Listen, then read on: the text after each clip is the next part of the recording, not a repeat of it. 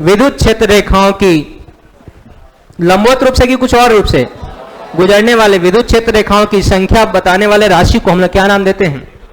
विद्युत फ्लक्स की कुछ और। अब इससे आगे हम लोग देखेंगे। सबसे पहले थोड़ा सा भाई साहब एक लाइट जलाते दीजिए। L4 नीचे वाला जलाएगा, ऊपर वाला बंद कर दीजिएगा। L4 नीचे वाला जलाएगा और ऊपर वाला बंद कर दीजिएगा। और इंपॉर्टेंट पॉइंट लिखते जाइए। लिखिए तो, electric flux is denoted by phi E और फाई।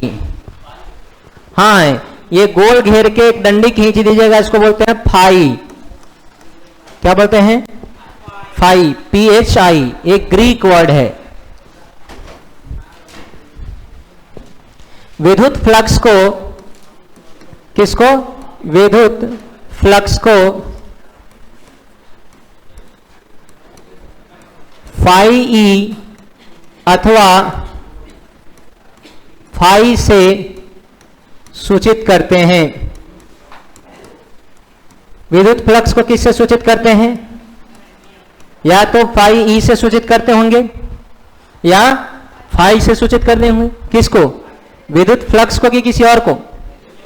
इंग्लिश में बोलते हैं इसको इलेक्ट्रिक फ्लक्स। आगे आते हैं। It is a scalar quantity. ये कौन सा क्वांटिटी है? It is a scalar quantity. यह एक सदिश राशि है कि अदिश? अदिश राशि है। इसमें कोई दिशा नहीं होता है, अदिश राशि है। क्योंकि जो इसका फॉर्मूला है ना वो डॉट प्रोडक्ट है, और डॉट प्रोडक्ट का दूसरा नाम होता है स्केलर प्रोडक्ट। डॉट प्रोडक्ट का दूसरा नाम क्या है? Scalar product. तो स्केलर मतलब अदिश गुणनफल। डॉट गुणनफल या बिंदु गुणनफल का दूसरा नाम होता है अदिश गुणनफल। तो अदिश राशि होगी कि सदिश? अदिश। आप बताइएगा। इट्स ऐसा यूनिट इज, इसका जो ऐसा यूनिट होता है वो बताना है। सिंपल ऐसा यूनिट इसका होगा न्यूटन मीटर स्क्वायर पर कूलम। सर कहां से आ गया? तो फॉर्मूला से। कहां से आया बताओ तो? क्या होता है फॉर्मूला ऐसा यूनिट का? फ्लक्स का फॉर्मूला क्या लिखे हैं? बोले इसे E A cos थीटा। तो बताओ E का फॉर्मूला यूनिट न्यूटन पर कूलम। एरिया मीटर में कि मीटर स्क्वायर में? मीटर स्क्वायर में। और cos थीटा कोई डेटा होता है, कोई यूनिट नहीं होता है। तो जब हम एक साथ कंबाइन करेंगे इसको तो क्या लिखेंगे?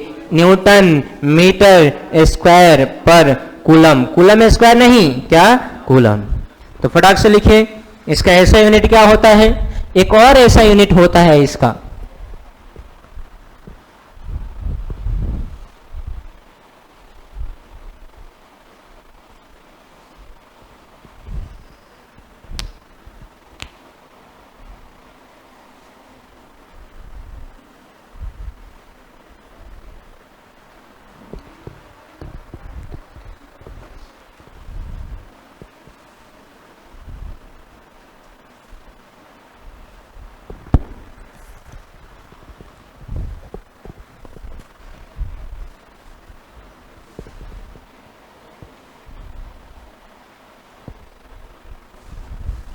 डन। इट्स ऐसा यूनिट मतलब कहने का मतलब होता है इसका ऐसा ही मात्रक। तो इतना तो हिंदी जरूर आता होगा। न्यूटन मीटर स्क्वायर पर coulomb. NM square by C square मत पढ़ना, इसको तुमको लिखना है तो जरूर लिख लेना न्यूटन मीटर का पावर 2 बटा कूलम ना। बाद में NM स्क्वायर बाई C पढ़ने लगेगा।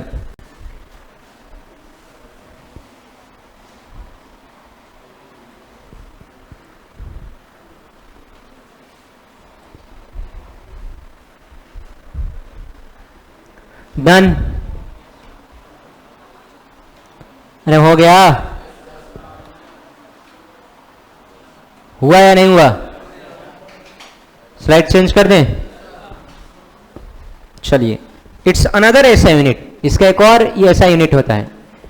इट्स अनदर ऐसा यूनिट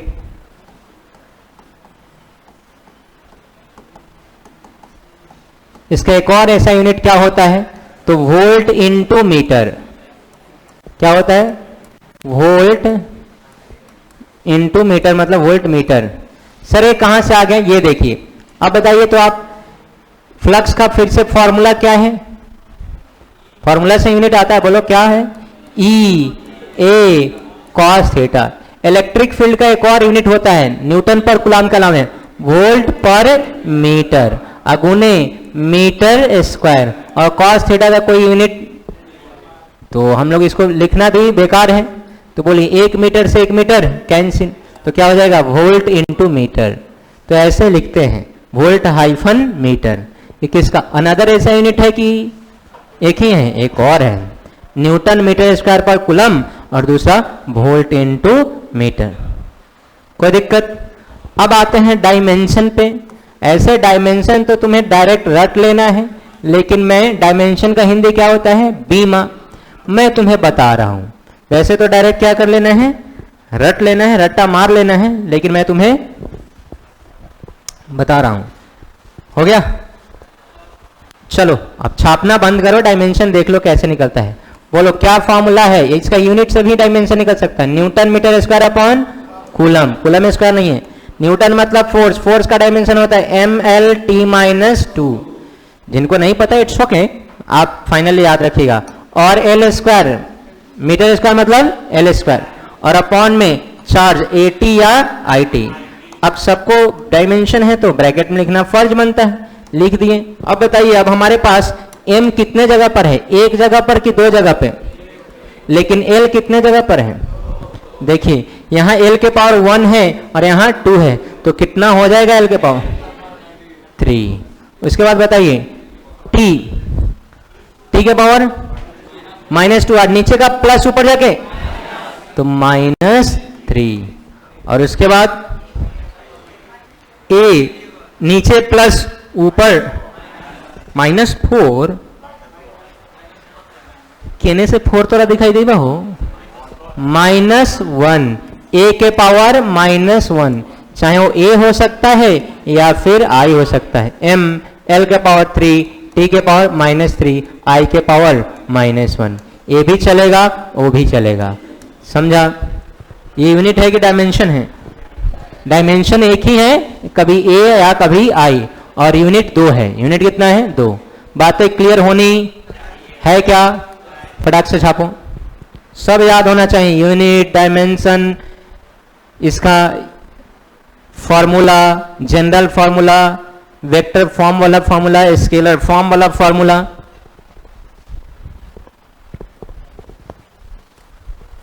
तो अब जाके क्वेश्चन बनेगा, अदरवाइज क्वेश्चन नहीं बनेगा। खाली हवा पानी देने से क्वेश्चन नहीं बनता है।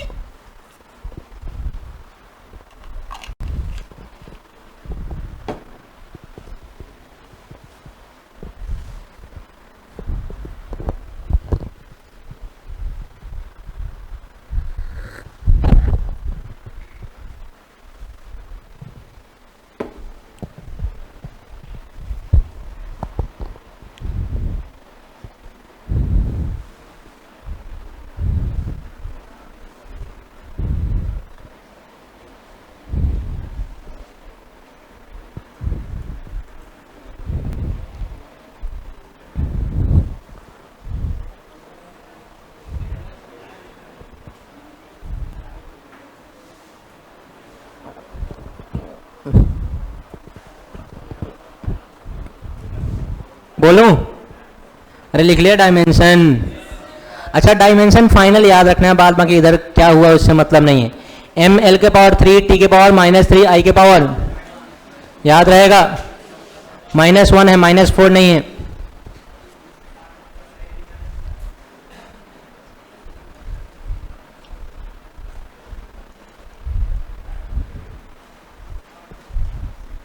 बातें क्लियर है या नहीं है? चलिए अब आगे बढ़ते हैं, देखिए ध्यान से। किसी का रुका, किसी का छूटा हुआ है क्या? छूट रहा है किसी का क्या? चलिए तो आगे देखिए, electric flux may be positive or negative. Electric flux may be positive और नेगेटिव. विद्युत फ्लक्स धनात्मक भी हो सकता है और ऋणात्मक भी. तो सर कब धनात्मक होगा और कब ऋणात्मक होगा? ये जो फ्लक्स फाई है ये पॉजिटिव कब होगा? क्या होगा? पॉजिटिव. जब E और A के बीच का एंगल, फॉर्मूला क्या होता है पहले बताओ? ई ए कॉस थीटा. जब कॉस थीटा क्या हो? पॉजिटिव. और कॉस थीटा पॉजिटिव के लिए थीटा लेस देन 90 डिग्री. मतलब न्यून कोण होना चाहिए कि अधिक कोण? न्यून कोण. एक्यूट एंगल होना चाहिए कि ऑब्ट्यूस एंगल होना चाहिए? Acute angle. कौन सा एंगल? एक्यूट. अगर ऑब्ट्यूस एंगल होगा तो नहीं बनेगा. अधिक कोण होगा तो पॉजिटिव हो जाएगा कि नेगेटिव? देखो cos 45 degree 1/√2, cos 0 degree, cos 60 degree,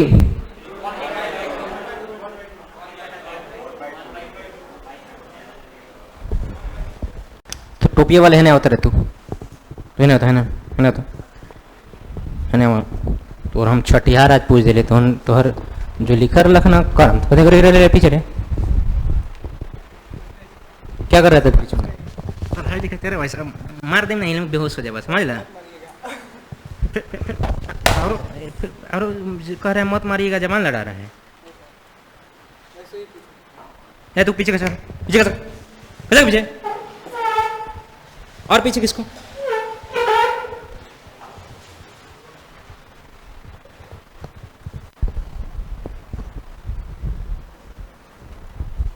हम इधर समझा रहे हैं पॉजिटिव नेगेटिव कब हो, उधर पीछे भाषण मार रहे हैं. अब कह रहे हैं कि मार देंगे तो कह रहे हैं मत मारिए. बेशरम कहीं का. तमीज नाम का कोई चीज है ये नहीं है. ये क्यूट ऑप्टिव समझ में आएगा ये नहीं है. अब पढ़ा रहे हैं कि कब पॉजिटिव होगा कब नेगेटिव होगा, तो पीछे भाषण मार रहे हैं. पैरेलल अपना यूनिवर्स बनाए हुए हैं. 40-45 मिनट मुश्किल से 50 मिनट पढ़ता है भले आदमी, लेकिन बोर्ड पर कंसंट्रेट होकर पढ़ना है. जो बकैती किया अभी तक भूल जाओ. पढ़ना लिखना है ये नहीं है. हम बता रहे हैं आगे, तुम पीछे भाषण मार रहे हो. नहीं समझ में आ रहा है तो हम इतना तो प्रेफरेंस देते हैं ना भाई साहब, तुम हाथ रेज करो, हम तुमको दोबारा नहीं बताए तो कहना. अब तुम पीछे मोदी जी बने हुए हो, ये नहीं चलेगा. अब बात छीनने वाले और सुनने वाले दोनों को कोटेंगे. गलती तुम्हारी भी है कि तुम सुन रहा है. तुम नहीं सुनता तो सामने वाला नहीं बोलता, और सामने वाला की भी गलती है कि बोल रहा है. तो अगर बात करते हुए पकड़ा गया कोई, दोनों को मारेंगे. पढ़ा रहे हैं तो बिल्कुल नहीं बात होना चाहिए. पढ़ा नहीं रहे हैं तो थोड़ा बहुत आपस में डिस्कशन कर सकते हो जब तुम लिख रहे हो. लेकिन जब पढ़ा रहे हैं तो बिल्कुल आपका कंसंट्रेशन बोर्ड पर नहीं, तो वहीं बात में जाके हाथ में कुछ नहीं आएगा. हुलो करेगा तुम. जी सर हिनको गैस लड़ जाए, हिनको गैस लड़ जाए. रे छी हाँ कुत्ता भागा चट्टा कहीं का. पूरा साल भर पढ़ेगा तो तुमको गैस की जरूरत होगा. तुम्हारे जैसे कुत्ता लड़का सब जो नहीं पढ़ता है साल भर ना, वो कहता है कि जी सर गैसवा कब दिल जाई, रबर गैस वाला रही बा, ये 100% लड़ जाई, 70% लड़ जाई. रे तुमको साल भर जब पूरा सिलेबस पढ़ाया गया तो तुम पूरा ना पढ़ेगा जी. कौन करता है गैस? कौन मांगता है? जो नहीं पढ़ता है. पढ़ने वाला गैस मांगता है कभी? पढ़ने वाले को पता है टोटल आना है.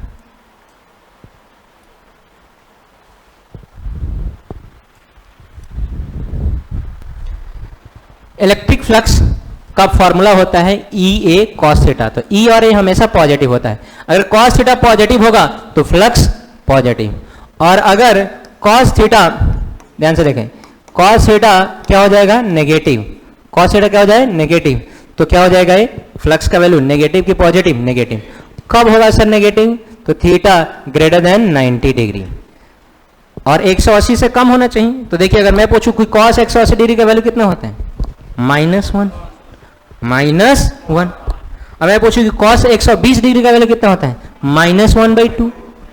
कि सब जो डिग्री है 90 से ज़्यादा है कि कम है, और 90 से ज़्यादा डिग्री कोई भी रखिए, आपके पास जो मोबाइल है उसमें कैलकुलेटर आता है, साइंटिफिक कैलकुलेटर टैप मारिएगा और जब वैल्यू आप रखिएगा ना डिग्री में तो फटाक से आपको बता देगा। जैसे ही 90 डिग्री से आगे जाइएगा तो फटाक से आपका वैल्यू क्या आ जाएगा, नेगेटिव की पॉजिटिव, नेगेटिव।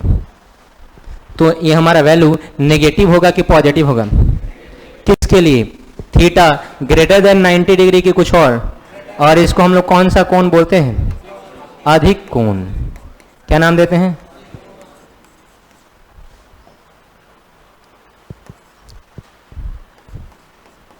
Obtuse angle.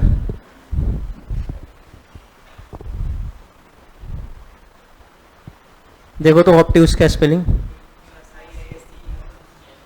तू तो बोल मत हैं,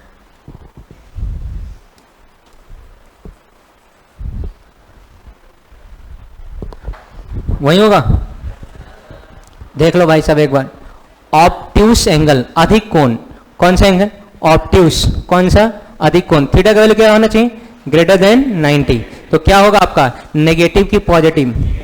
क्या पॉइंट लिखा, इलेक्ट्रिक फील्ड में भी पॉजिटिव और नेगेटिव, विद्युत फ्लक्स ऋणात्मक एवं धनात्मक दोनों हो सकता है। तो कब ऋणात्मक होगा और कब धनात्मक, तो धनात्मक कब होगा, जब एंगल क्या हो 90 से कम, और ऋणात्मक कब होगा, जब एंगल 90 से ज्यादा हो। यस और नो, याद रहेगा पक्का। चलिए फटाक से लिखिए इसको, हिंदी लिख देते हैं।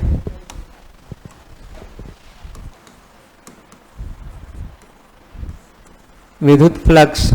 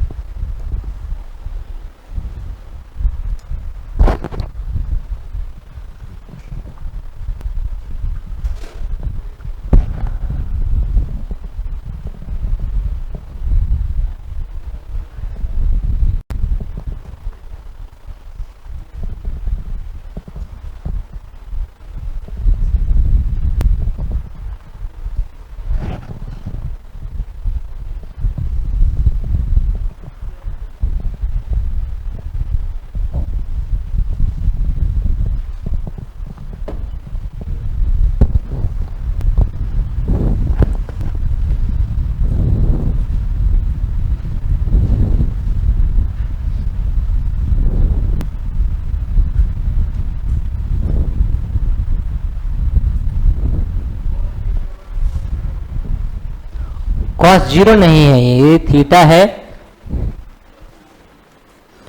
खिंचाया नहीं है अंदर तक।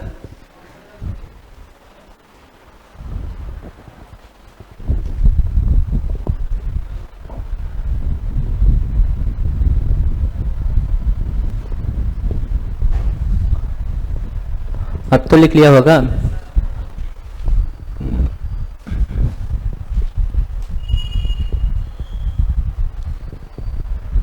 तो एरिया एक वेक्टर क्वांटिटी होता है, कौन, क्योंकि फ्लक्स में देखो तो क्या फॉर्मूला है, ई ए कॉस थीटा। तो हम ई तो जानते हैं, एरिया भी जानते हैं, लेकिन वो जो आप जानते हैं वो एरिया नहीं जरूरत है, यहाँ एरिया वेक्टर की जरूरत है। किसकी जरूरत है, और आप जानते हैं एरिया, क्या जानते हैं आप, जबकि हमको किसकी जरूरत है, एरिया वेक्टर की। तो वेक्टर में तो दिशा भी होते हैं, वेक्टर में क्या होता है, परिमाण के साथ साथ क्या होता है, दिशा। आप 9th में पढ़े, चाहे 8th में पढ़े, चाहे 6th में पढ़े, चाहे 10th में पढ़े, area, area of triangle, heroes formula, area of circle, area of rhombus, rhombus मतलब समचतुर्भुज, और रोम्बस मतलब समचतुर्भुज होता है, पता नहीं क्या होता है, और एरिया ऑफ, फिर आपने बहुत सारा चीज का एरिया पढ़ा होगा, उसमें आप स्केलर पढ़े हैं कि वेक्टर पढ़े? कभी भी वेक्टर पढ़े नहीं होंगे। यहां पर किसकी जरूरत है?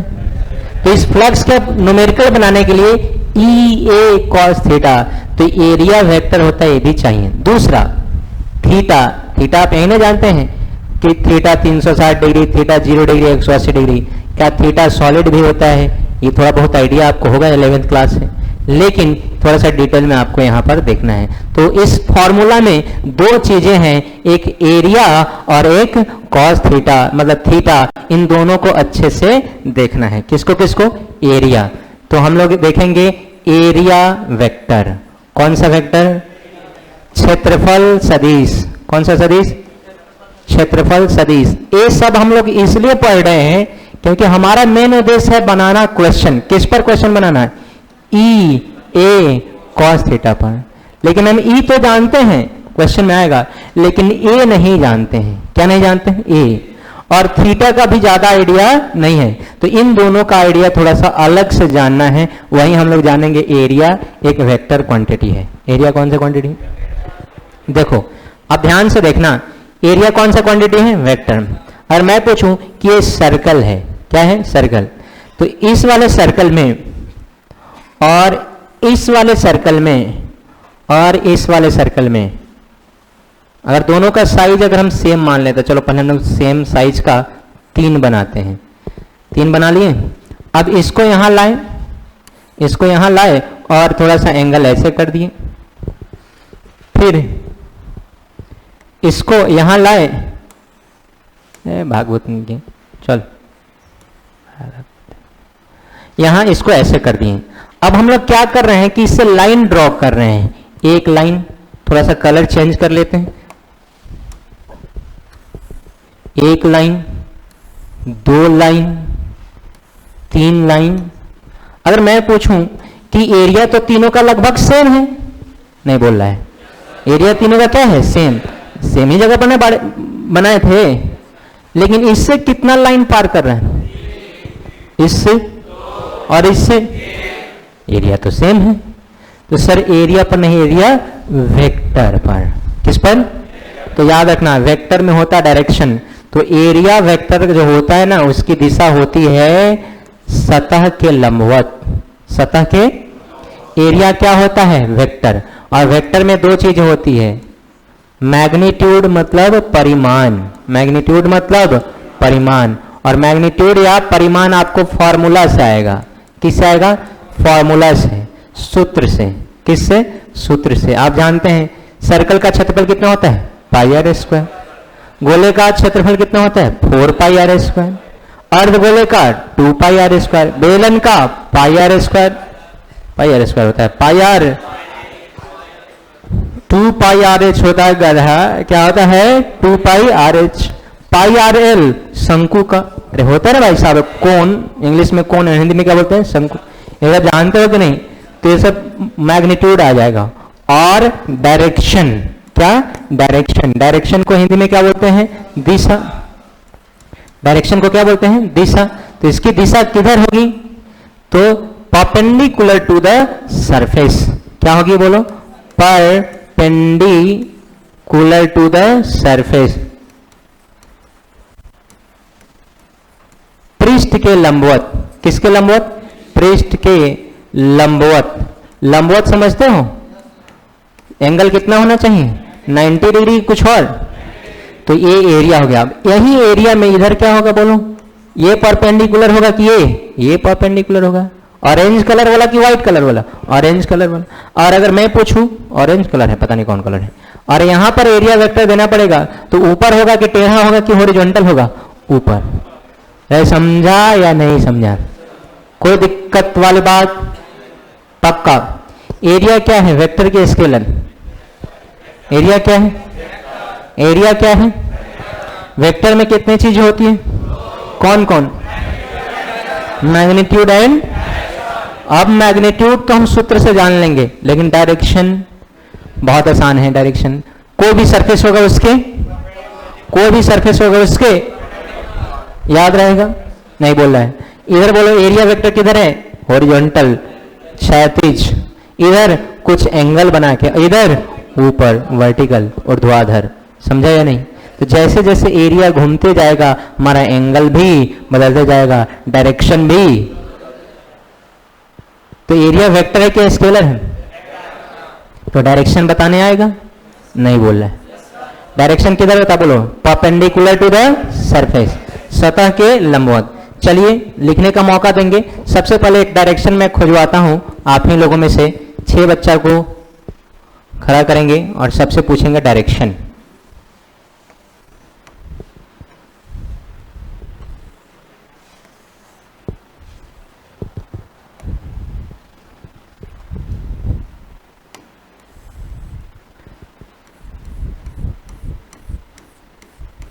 बताओ इसका डायरेक्शन किधर होगा, ऊपर होगा कि नीचे होगा, इस वाले का जिसका,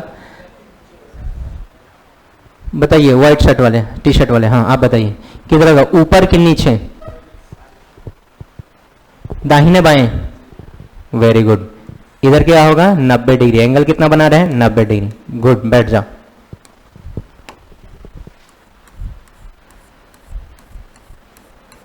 इसका वेक्टर का डायरेक्शन बताना है कि बाएं होगा कि दाहिने होगा, बताइए। तो खड़ो, नहीं नहीं तू बैठ, तू खड़ो ना, तुम्हारे आगे वाला के बगल में खड़ा होता है कि नहीं रे, तू देख रहा है, तुम्ही को बोल रहे हैं आगे आगे तुम्हारे आगे, हाँ खड़ो खड़ा, बोलो इसका डायरेक्शन किधर होगा, दाहिने कि बाएं। और ईमानदारी के लिए बताओ कौन बताया है थोड़ा, अच्छा ठीक बा, बैठा। दूसरा समय कभी ना कभी गियर में तो पकड़ेबो कर तू। इसका डायरेक्शन किधर होगा, ऊपर। क्या डायरेक्शन होगा इसका, ऊपर। बैठ जाओ, पड़ोसी खड़ा करो, तुम खड़ा हो बुआ, हाँ हाँ तुम बताओ इसका डायरेक्शन ऊपर होगा कि नीचे होगा, इसका डायरेक्शन बताना है, ऊपर कि नीचे। अच्छा बाएं होगा, तैया तैया तो नहीं समझदार हो गए बारे, ठीक बा बैठ।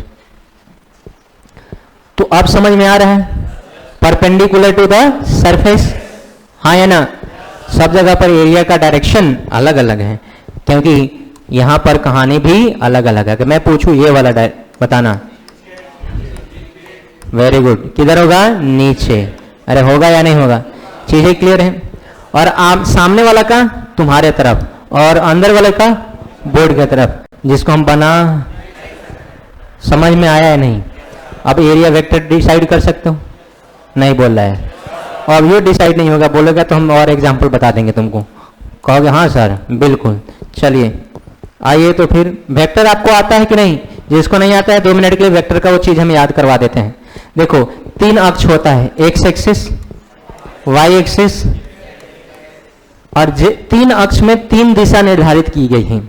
और उस 3 दिशा को हमने निर्धारित नहीं किया, न्यूटन ने निर्धारित किया है। किसने, और 3 दिशा कौन कौन है, तो एक्स में कौन सा, आई कैप, एक्स में, वाई में, और जेड में। अरे बच्चा हमेशा याद रखता है एक्स वाई जेड आई जे के, क्या है, एक्स वाई जेड आई जे के। तो तुमको भी याद होना चाहिए एक्स वाई जेड आई जे के, हो गया। अब ये क्वेश्चन है कि एक्स वाई जेड आई जे के, नहीं, क्वेश्चन इस तरह से है कि तुम बताओ यहां पर एरिया वेक्टर क्या होगा। ये आपका कह रहा है कि एक्स एक्सिस है, ये तुम्हारा कौन सा एक्सिस है, वाई एक्सिस है, और एक कह रहा है जेड एक्सिस है। कह रहा है कि एक वर्ग है, क्या है, वर्ग। उस वर्ग को हम एक्स वाई प्लेन में रखे हुए हैं, कौन सा प्लेन में। तो बताइए इसका डायरेक्शन किधर होगा, कौन कैप में होगा। यहां पर एरिया वेक्टर ए का बताना है डायरेक्शन। ए मैग्नीट्यूड बता दिए और आप बता दीजिए डायरेक्शन। तुम बताओ कहां गया, तू बताओ क्या होगा, दाहिना होगा, बाएं होगा, आई में होगा, जे में होगा, किस में होगा। सामने आगे पीछे ना बताना है, 3 गो अक्ष है, एक्स वाई जेड, आई जे के कैप में बताना है। आई कैप में होगा कि जे कैप में होगा कि के कैप में होगा, आई जे कैप में। किस में, आज तो कौन फॉर्मूला पढ़े बड़ा, आई जे कैप दोनों एक ही जगह होखल नहीं, अच्छा आई कैप प्लस जे कैप में नहीं, हाँ हाँ आई जे कैप में होगा। तो बिल्कुल आप चिहाक हैं। देखिए एक्स वाई में रखा हुआ है तो इसके लंबवत ऐसे हो गया ना, और ये कौन सा है अक्ष, जेड की कुछ और, तो यहाँ पे कौन सा कैप, के कैप। समझ ली हम वो है निकला तू कथी कहूँ हम। अब बताओ, अब तो बता देगा कोई भी। इस स्क्वायर का डायरेक्शन बताइए। यहाँ पर अगर एरिया वेक्टर पूछेंगे तो आप क्या बताइएगा, मैग्नीट्यूड क्या अलाम है, डायरेक्शन बताना है। बैठ जाओ, तुम ही खाली बताएगा। तुम बताओ इसका डायरेक्शन किधर होगा, वाई में, जे कैप है, कौन सा कैप, जे कैप। बैठ जाओ। रेड शर्ट, रेड शर्ट, आप बताइए इसका डायरेक्शन किधर होगा। इसको अगर हम मानते हैं वेक्टर ए तो मैग्नीट्यूड तो हम फॉर्मूला से लिख लेंगे, डायरेक्शन बताइए। कौन है कि सर ये को बचने भाई में पूछे वाला बात कि आज ये हो ही गलबा, दूसर कौन हुई, आइए हुई। अब इसको बनाने का आसान तरीका समझिए, कोई आपको टेंशन लोड लेने की जरूरत नहीं, 3D सोचने की भी जरूरत नहीं है। जिस प्लेन में कहा गया होगा रखा गया है, देखो कौन सा प्लेन में रखा गया है, एक्स वाई में, तो सबसे पहले आप बनाएंगे एक्स वाई जेड, क्या बनाएंगे, कौन से प्लेन में रखा गया है, तो एक्स और वाई काट दो, किस में जाएगा, जेड में। जेड में कौन सा कैप आया या नहीं। चलो इसको जब हम वेरीफाई करेंगे तो पहले लिखेंगे क्या, एक्स वाई जेड, क्या लिखेंगे, बोल कौन सा प्लेन में रखा हुआ है, एक्स और जेड, तो एक्स और जेड को काट देंगे, क्या बचा, बोलो वाई में मतलब कौन सा कैप, वाई मतलब जे कैप, आया क्या। अब बोलो इधर फिर से क्या लिखेंगे, एक्स वाई जेड, किस प्लेन में रखा गया है, बोलो वैसे वाई और जेड, तो वाई और जेड को काट दो, किस में है, एक्स मतलब आया क्या, नहीं बोल रहा है। अब तुमको ज्यादा दिमाग लगाने की जरूरत, बस प्लेन देखना किस प्लेन में है। और सुन लो क्वेश्चन में कभी भी डायग्राम बना के तुम्हें देगा कि एक्स वाई प्लेन में है, वाई जेड प्लेन में है, जेड एक्स प्लेन में है। तुम कोई भी दिया होगा प्लेन फटाक से लिख लेना एक्स वाई जेड, जो दिया होगा उसको काट दो, जो बच गया उसमें कैप लगा दो, कहानी खत्म। एक्स में कौन सा कैप, हाँ तो ये याद रखना पड़ेगा, एक्स में, वाई में, जेड में, तभी होगा, अदरवाइज। एरिया वेक्टर होता है कि स्केलर, इसका डायरेक्शन समझ में आया, परपेंडिकुलर टू द सरफेस, बाहर भी हो सकता है और अंदर, लेकिन बाहर लीजिएगा पॉजिटिव तो अंदर क्या होगा, नेगेटिव, ऊपर लीजिएगा पॉजिटिव तो नीचे क्या होगा, नेगेटिव। बात क्लियर है या नहीं है, पक्का। एरिया अब वेक्टर हो गया कि स्केलर ही रहा, वेक्टर हो गया। अब आपको एरिया पढ़ना है कि एरिया वेक्टर पढ़ना है, जिसकी दिशा क्या होती है, सतह के लंबवत की पैरेलल, बोलो लंबवत। बातें क्लियर है, नहीं क्लियर है। इतना समझाने के बावजूद भी जब क्वेश्चन कराया जाता है, कहा जाता है कि एरिया के साथ एंगल बना रहा है, उस इतना समझाने के बावजूद वहां पर जाकर लगभग मोर देन 60% बच्चा गलती करता है एरिया वेक्टर में, मोर देन 60% बच्चा। क्या आप गलती करेंगे, क्या आप गलती करेंगे, पक्का। आगे बढ़ा जा सकता है, कोई कंफ्यूजन। एरिया क्या है, एरिया क्या है, वेक्टर में कितना चीज होती है, कौन कौन, मैग्नीट्यूड एंड, समझ में आई होगी चीजें, अरे बोलो, नहीं आया है, जा रही कथी हो गई वो,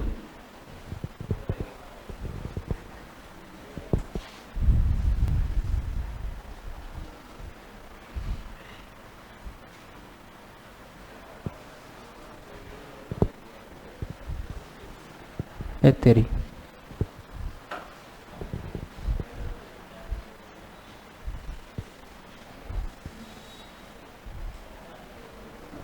चलिए फटाफट लिखते जाइए।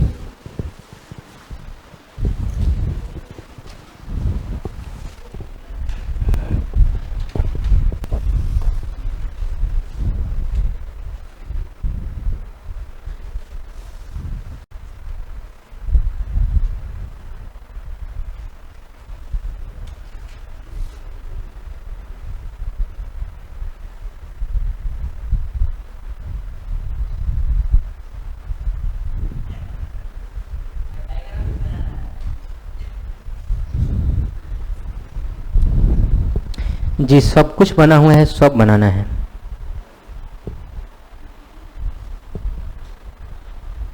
दस बज के 13 मिनट पर तू कथी मैसेज कर ले रे? हाँ गुड मॉर्निंग। इन्हें इन्हें इन्हें इन्हें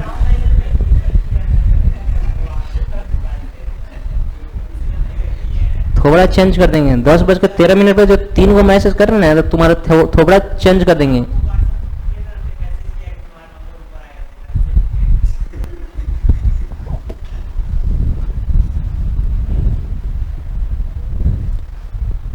दस बजे से क्लास है, ये 10 बज के 13 मिनट में मैसेज कर रहे हैं।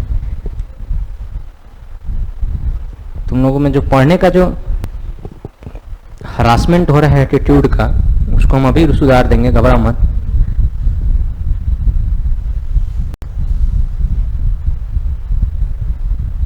अब पर डे आईपीएल से क्वेश्चन पूछेंगे, जॉन बताएगा उसको वहां मार मारेंगे दौड़ा दौड़ा के। तू देख, तूने खाली आईपीएल देख, तोनी कि हम दौड़ा दौड़ा के न मार ली तो कहिए, तू खाली देख। आज चेता दिए हैं, आईपीएल देखते हुए अगर पकड़ा गए आप कहिए कैसे पकड़िएगा? क्वेश्चन पकड़ा देता है, क्वेश्चन आएगा वो पकड़वा देगा कि आप देखे हैं कि नहीं देखे हैं। तो उसके बाद तो हम आपका मोबाइल चेक करबे करेंगे कि हॉटस्टार कितना देर, उसके बाद तो पता चलिए जाएगा। अरे माई बाबूजी का पैसा तुम लोग बर्बाद कर रहे हैं भाई। पढ़ने के लिए आया है, पढ़ाई से ज्यादा हॉटस्टार देख रहा है। मैच है 2 तो देख रहा है, 4 घंटा 6 घंटा मैच। डाटा सेवर मोड पर डाल के मैच देख रहा है हॉटस्टार पर।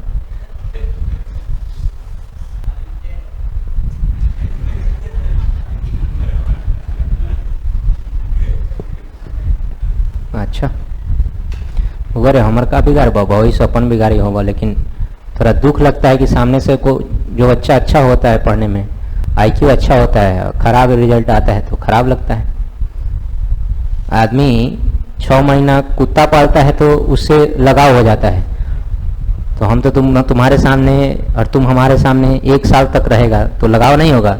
अब तुम्हारा भविष्य खराब होगा तो देख के थोड़ा दुख होता है। चलिए मिटा दे।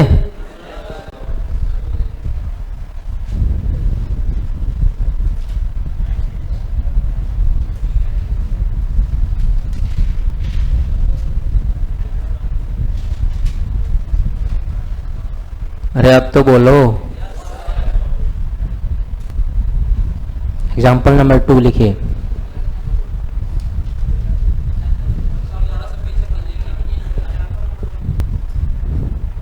वन ये था बउआ, अरे 1 ये था। थोड़ा सा तो लिखा ना जल्दी। शेरी खाए में तो दोनों हाथे से खाई हुआ हैं, कहीं उन्हें आजार ना पड़ जाए, छूट जाए तो वही पर कौर रोक देवे को होई। लिखे के बढ़िया हो गया।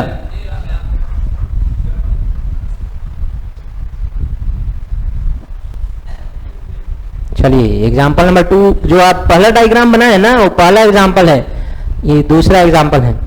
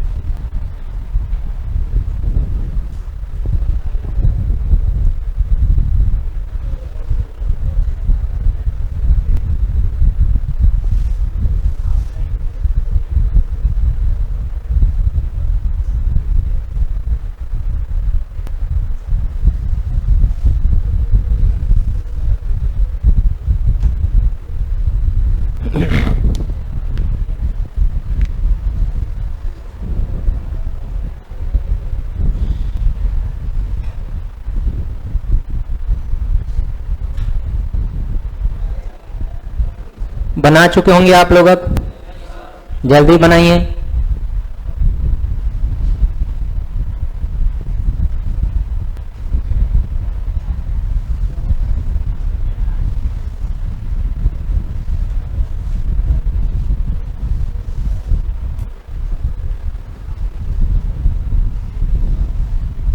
अरे बनाओ भाई जल्दी, बन गया सबका। चलिए अब बताइए तो ये जल्दी बनाइए, दो ये है एग्जाम्पल, 3 हो गई।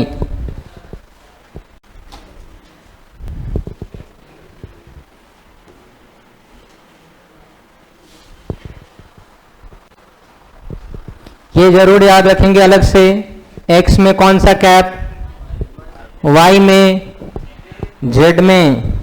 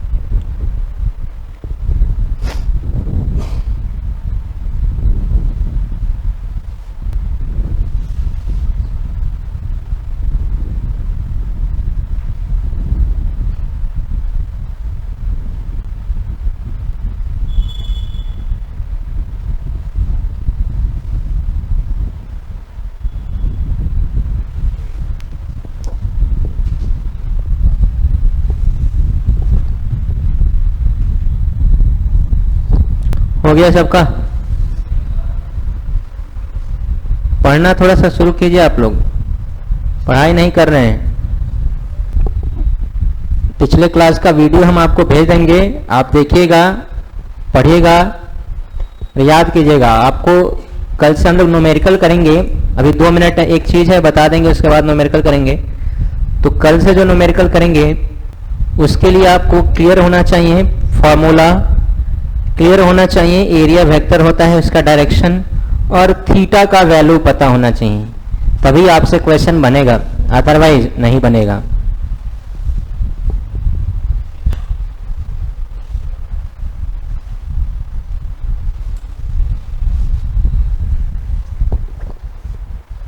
हो गया?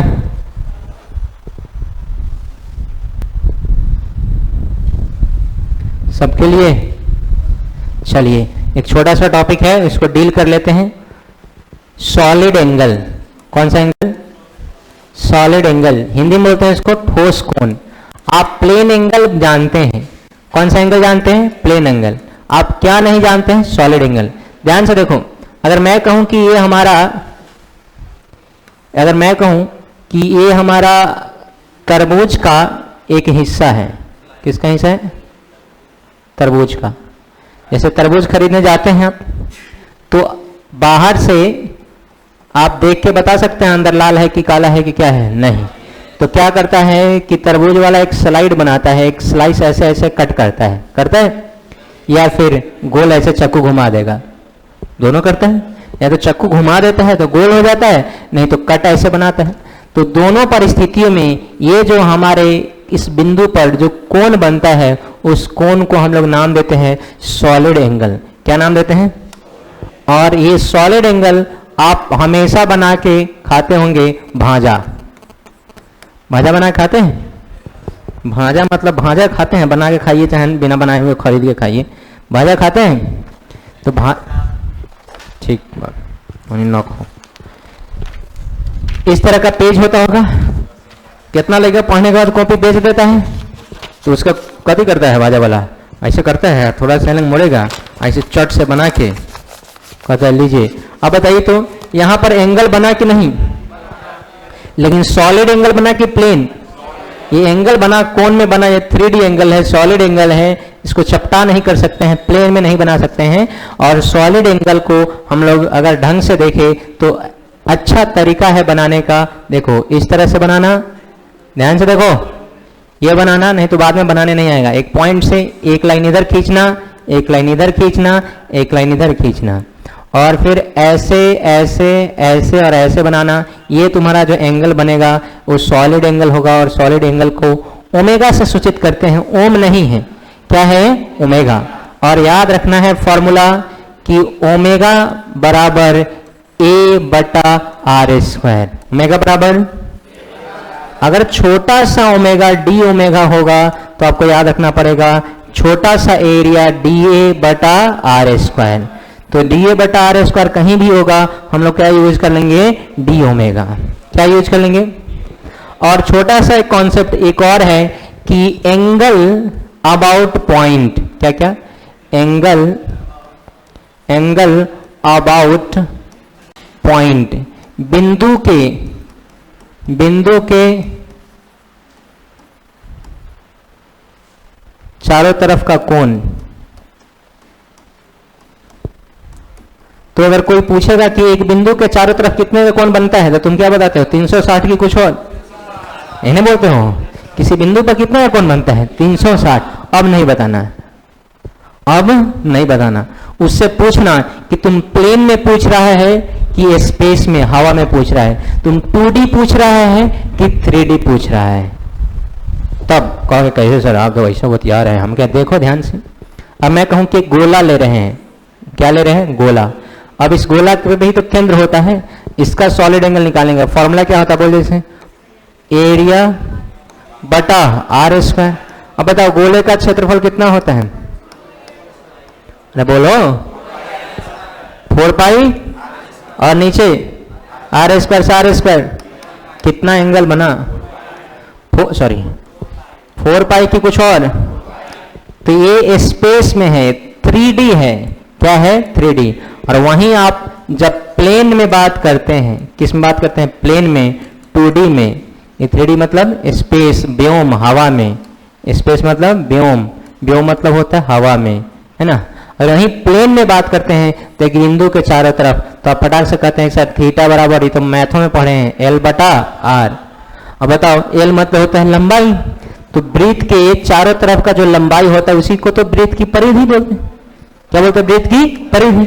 अब वृत्त की परिधि का फॉर्मूला बताइए, तो 2 पाई आर बटा आर, आर से हो गया फरार, थीटा का वैल्यू आ गया 2 पाई। तो ध्यान से देखना, ये प्लेन में होता है 2 पाई और स्पेस में होता है। तो अब कोई पूछेगा तो मत बता देना कि हाँ किसी बिंदु के चारों तरफ कितने का कोण बनता है, कहेगा 2 केस होता है, हवा में 4 पाई और प्लेन में 2 पाई। हवा में कितना, 4 पाई और प्लेन में, बोलो, गोला के केंद्र पर 4 पाई और वृत्त के केंद्र पर 2 पाई। वृत्त होता है प्लेन में, गोला होता है स्पेस में। 3D फिगर है, हवा में रहता है गोला। हाँ या ना, ठीक है, लिख लीजिए। आज इतना ही रहने देते हैं, कल हम लोग न्यूमेरिकल करेंगे। जो पिछले क्लास को अटेंड नहीं किए होंगे, ग्रुप में हम वीडियो भेज दे रहे हैं, जाके अटेंड कीजिए क्लास को। देखिए क्या वीडियो,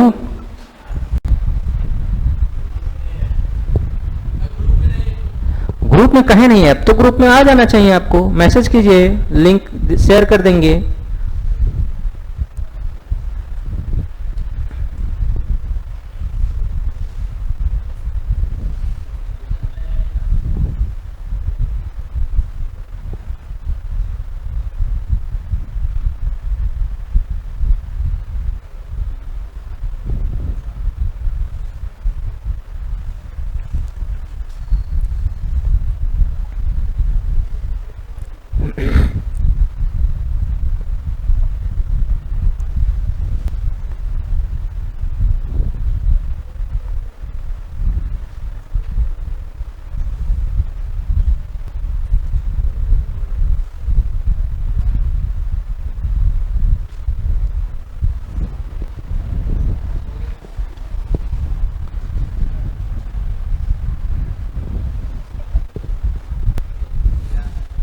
हो गया सबका?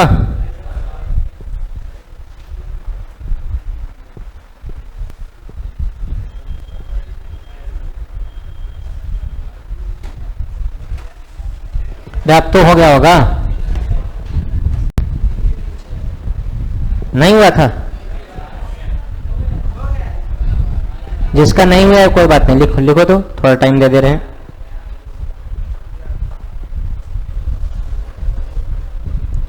अभी हम भेज रहे हैं आपके ग्रुप में, लिंक शेयर कर दे रहे हैं इलेक्ट्रिक फ्लक्स वाला।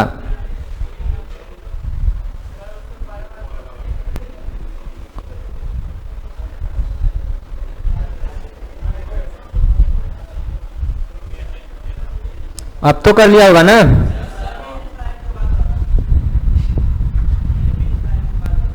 क्या? हाँ तो पीछे का जाके वीडियो देखो। Semi infinite,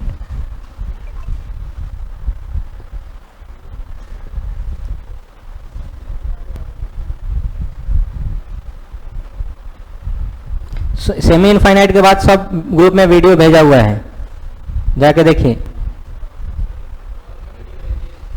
infinite, semi infinite rod के बाद आपका भेजा हुआ है electric field due to circular loop. उसके बाद लिखा हुआ है, एक तो ऐप का लिंक भेजे हैं, उसके बाद भेजे हैं PYQ।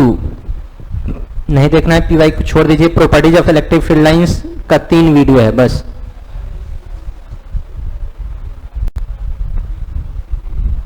तीन वीडियो इलेक्ट्रिक फील्ड लाइंस का है और 2 वीडियो इधर होगा सर्कुलर लूप का।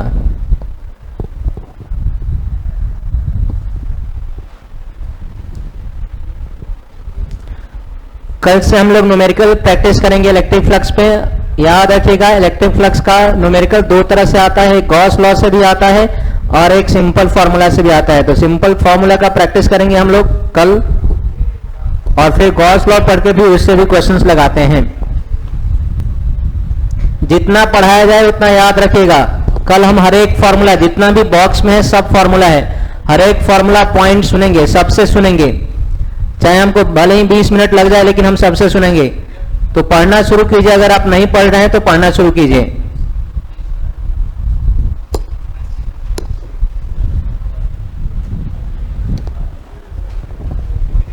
चलिए आज के लिए इतना ही रहने देते हैं।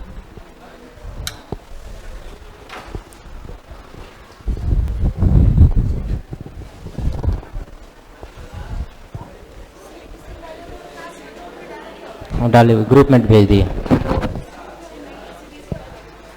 कोई बात नहीं, तुम भेजना, हम लिंक भेजेंगे। ठीक।